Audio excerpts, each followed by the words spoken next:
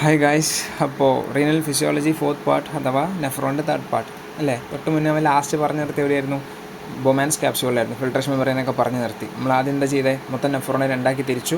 എന്തൊക്കെയാണ്? ഒന്ന് renal tubules എന്നും അതുപോലെ തന്നെ റീനൽ കോർപ്പസിൽ എന്നും. റീനൽ കോർപ്പസിൽ ഇപ്പോൾ കഴിഞ്ഞു. എന്താ പറയുക, ബൊമാൻസ് ക്യാപ്സ്യൂളും ഗ്ലോമറുലസും കഴിഞ്ഞു. ഇനി അടുത്ത ഭാഗം ഏതാണ്?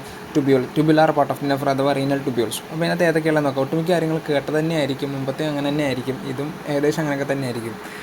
കേൾക്കാത്ത കാര്യങ്ങൾ 1, 2, 3 പോയിൻറ്റ്സ് മാത്രമേ കേൾക്കാത്തുണ്ടാവുള്ളൂ. അതുകൊണ്ട് വേഗം കേട്ട് പോയാൽ മതി. ഒന്ന്, റീനൽ ട്യൂബ്യൂൾസ് എന്ന് പറയുമ്പോൾ മേലെ ഏതൊക്കെ പാർട്ടുണ്ടാകാം? പ്രോക്സിമൽ ട്യൂബ്യൂൾസ് ഉണ്ടാകും. ഓക്കെ. പൊതുവേ നമ്മുടെ ഒരു കാറ്റഗറി വെച്ചിട്ട് നമ്മൾ എന്താ പറയുക, ഫസ്റ്റ് ബൊമാൻസ് ക്യാപ്സ്യൂൾ അങ്ങനെ തന്നെയാണ് കേട്ടോ, അങ്ങനെ അല്ല. ബൊമാൻസ് ക്യാപ്സ്യൂൾ വരുന്നു. ബൊമാൻസ് ക്യാപ്സ്യൂൾ കഴിഞ്ഞ് വരുന്ന അടുത്ത കൺവല്യൂട്ടർ ഏരിയ നമ്മൾ എന്താ വിളിക്കുക? പൊതുവേ PCT എന്ന് വിളിക്കുക. പക്ഷേ അതിന് പകരം സ്റ്റാൻഡർഡൈസ്ഡ് ആയിട്ട് പറയുമ്പം ആ ഭാഗത്ത് നമുക്ക് പ്രോക്സിമൽ ട്യൂബ്യൂൾസ് എന്ന് വിളിച്ചിട്ട് അവിടെ കാണുന്ന 2 ടൈപ്പ് ഓഫ് ട്യൂബ്യൂൾ ഉണ്ടാകാം. ഒന്നുകിൽ പ്രോക്സിമൽ കൺവല്യൂട്ടർ അഥവാ അല്ലെങ്കിൽ PST അഥവാ പ്രോക്സിമൽ സ്ട്രെയിറ്റ് ട്യൂബ്യൂൾ ആകാം. ഓക്കെ. എയ്തർ ഇതെന്താകാം? പ്രോക്സിമൽ കൺവല്യൂട്ടർ ട്യൂബ്യൂൾ ആകാം, അല്ലെങ്കിൽ എന്താകാം? പ്രോക്സിമൽ സ്ട്രെയിറ്റ് ട്യൂബ്യൂൾ ആകാം. ഓക്കെ. അപ്പോൾ ബൊമാൻസ് ക്യാപ്സ്യൂൾ ഞാൻ അടുത്ത് വരുന്ന ഏതാ? Proximal tubule. ഇനി അത് കഴിഞ്ഞിട്ടുള്ളതെല്ലാം നമുക്കറിയാം. ഒന്ന് അടുത്ത ഏതാ? ലൂപ്പ് ഓഫ് ഹെൻലി അല്ലേ. ആ യു ഷേപ്പുള്ള താഴേക്ക് പോകുന്ന ഡിസെൻഡിങ്ങും മുകളിലേക്ക് കയറുന്ന അസെൻഡിങ്ങും, അതാണ് അവൻ്റെ ഭാഗം. Loop of Henle. Loop of Henley കഴിഞ്ഞാൽ അടുത്ത കൺവല്യൂട്ടർ ഏരിയയാണ് ഏത്? ഡിസ്റ്റൽ കൺവല്യൂട്ടർ ട്യൂബ്യൂൾ അഥവാ DCT. അതും ഓക്കെയാണ്, അതാണ് DCT. ഇനി ഒരുപാട് നെഫ്രോൺസിനെ DCT കൺവേർട്ട് ചെയ്യുന്ന ആ ഒരു ട്യൂബ്യൂളിൻ്റെ പേരെന്താ? Collecting duct. അടുത്ത ചിലപ്പോൾ കേട്ടിട്ടുണ്ടാവുക. ഈ ഒരുപാട് കളക്റ്റിംഗ് ഡക്റ്റുകൾ എങ്ങോട്ടൊക്കെ യുണൈറ്റ് ചെയ്യുക? ഒരു പാപ്പിലറി ഡക്റ്റ് അഥവാ ഡക്റ്റ് ഓഫ് ബെല്ലിനിലേക്ക്. അപ്പം DCTയിൽ നിന്ന് ഒരുപാട് നെഫ്രോൺസിൻ്റെ DCT എങ്ങോട്ടേക്കാണ് പോവുക? ഒരു കളക്റ്റിംഗ് ഡക്റ്റിലേക്ക് പോകും. ഈ ഒരുപാട് കളക്റ്റിംഗ് ഡക്റ്റുകൾ യുണൈറ്റ് ചെയ്താവുന്ന എന്താണ്? പാപ്പിലറി ഡക്റ്റ് അഥവാ ഡക്റ്റ് ഓഫ് ബെല്ലിനി. പാപ്പിലറി ഡക്റ്റ് അഥവാ ഡക്റ്റ് ഓഫ് ബെല്ലിനി. ആ പേര് ഓർത്തിരുന്നോളി. ഓക്കെ അല്ലേ? ഇനി ഇവരുടെ ഒരു പൊസിഷൻ റഫലി ഇത് അറിയുന്ന കാര്യമാണ്. ഒന്ന്, കോർട്ടക്സിൽ ആരൊക്കെ ഉണ്ടാവുക?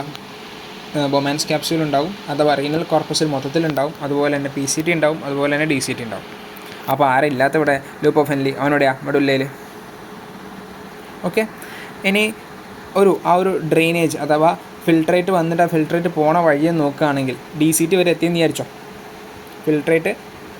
ഫിൽട്ടർ ചെയ്ത് ലാസ്റ്റ് എന്താ പറയുക, റീഅബ്സോർപ്ഷൻ കഴിഞ്ഞ് ബാക്കി വരുന്ന ആ ഒരു ഫിൽട്രേറ്റ്, ആ ഒരു ഭാഗം യൂറിൻ ആവാനുള്ള ആൾ DCT വരെ എത്തിയച്ചോ. DCTയിൽ നിന്ന് എങ്ങോട്ടേക്കാണ് പോവുക?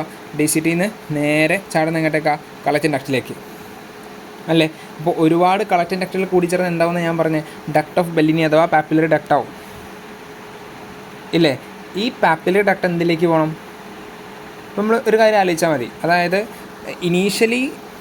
ഇനീഷ്യലി ഫിൽട്രേറ്റ് ഇപ്പം ഇവിടെ ഈ ഡയഗ്രം നോക്കിയാൽ ഇപ്പം ഇവിടെ എന്താ പറയുക, ഈ ഭാഗത്ത് ബ്ലഡ് വെസൽ വന്നു, അഫറൻറ്റ് വന്നു, അഫറൻറ്റിലൂടെ ബ്ലഡ് വന്നു, ഇവിടുന്ന് ഫിൽട്രേറ്റ് ഇവിടെ കയറി. അതായത് ഇനീഷ്യലി കോർട്ടക്സിൽ നിന്ന് വന്ന് മെഡുലയിലേക്ക് എത്തി, പിന്നെ റിട്ടേൺ കോർട്ടക്സിലേക്ക് തന്നെ പോയി, അവിടെ നിന്ന് പിന്നെ എവിടെ എത്തി? കളക്റ്റിംഗ് ഡക്റ്റിലെത്തി. കളക്റ്റിംഗ് ഡക്റ്റ് ഫൈനലി എവിടെയാണ് നിൽക്കണേ? കോർട്ടക്സിലാണ് നിൽക്കണേ. അങ്ങനെ പറയാം. ഇനി അവിടെ നിന്ന് പിന്നെ എന്തിലേക്ക് വരികയാണ്? മെഡുലയിലേക്ക് വരികയാണ്. ആര് വഴി? കളക്റ്റിംഗ് ഡക്റ്റ് എന്തായി മാറുന്നു? പാപ്പിലറി ഡക്റ്റായി മാറി എങ്ങോട്ടേക്ക് എത്തുകയാണ്?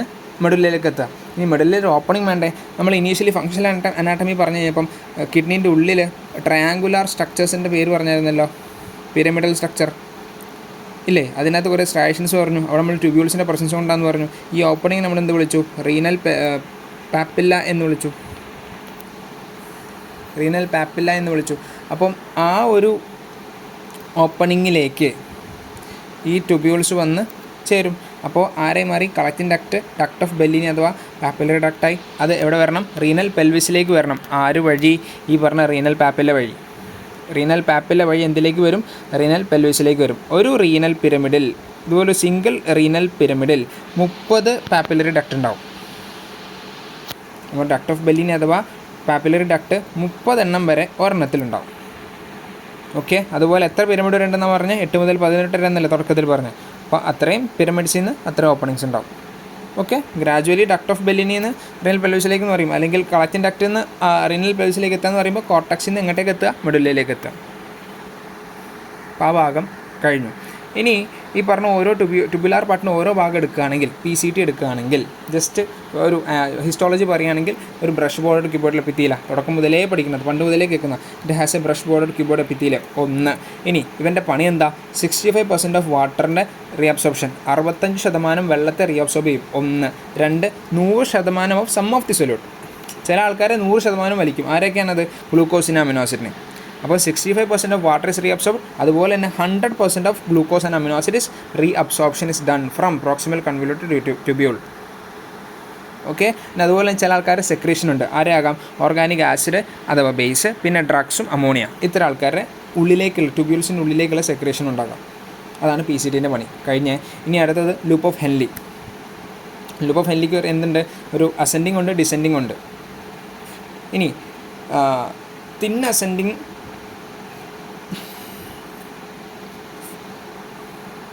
ഇനി അടുത്ത ഭാഗം പറയുമ്പം ഒരു തിൻ അസെൻഡിങ് ലിംബും അതുപോലെ ഡിസെൻഡിങ് ലിംബും. അപ്പോൾ അവിടുത്തെ സെൽ എന്താണ്? സ്ക്വാമസാണ് വരിക. ഈ എന്താ പറയുക, അസെൻഡിങ് ലിംബ് തിന്നുണ്ട് തിക്കും ഉണ്ടാവാറുണ്ട്. അത് നമ്മൾ നെഫ്രോൺസിൻ്റെ ക്ലാസിഫിക്കേഷൻ പറയുമ്പോൾ പറഞ്ഞുതരാം. അപ്പോൾ ഇങ്ങനെ എടുക്കുക. തിൻ അസെൻഡിങ് ലിംബും ഡിസെൻഡിങ് ലിംബ് നോർമലിയും തിൻ അസെൻഡിങ് ലിംബും ആണെങ്കിൽ അവിടെ ഉണ്ടാകുന്ന സെല്ലാണിത് സ്ക്വാമസ് സെല്ല്. ഓക്കെ. പിന്നെ ഒരു കാര്യം ഇപ്പോൾ ഓർത്ത് വെച്ചോ, ക്ലാസിഫിക്കേഷൻ പറയുമ്പോൾ ഒന്നുകൂടി പറയും. ഈ പറഞ്ഞ തിൻ അസെൻഡിങ് ലിംബ് ആർക്ക് ആബ്സെൻറ്റാ? കോർട്ടിക്കൽ നെഫ്രോൺസിന് ഇല്ല. അപ്പോൾ കോർട്ടിക്കൽ നെഫ്രോൺസ് ഏതാ ഉണ്ടാവുക? തിക്കായിരിക്കും ഉണ്ടാവുക.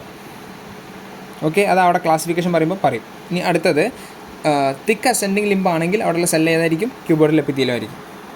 അത്രേ ഉള്ളൂ. ജസ്റ്റ് കേട്ടുന്നാൽ മതി. ഇനി DCT ആൻഡ് കളക്റ്റിംഗ് ഡക്റ്റ് ആണെങ്കിൽ അടുത്ത ഭാഗം DCT കളക്റ്റിംഗ് ഡക്റ്റ്. അവിടെ എന്താ ഉണ്ടാവുക? ക്യൂബോർഡിൽ എപ്പിത്തീലിയം വിത്ത് മൈക്രോവില്ലൈ. ഇനി 2 ടൈപ്പ് ഓഫ് സെല്ല് ഉണ്ടാവും. അത് ഓർത്ത് വെച്ചോ. പ്രിൻസിപ്പൽ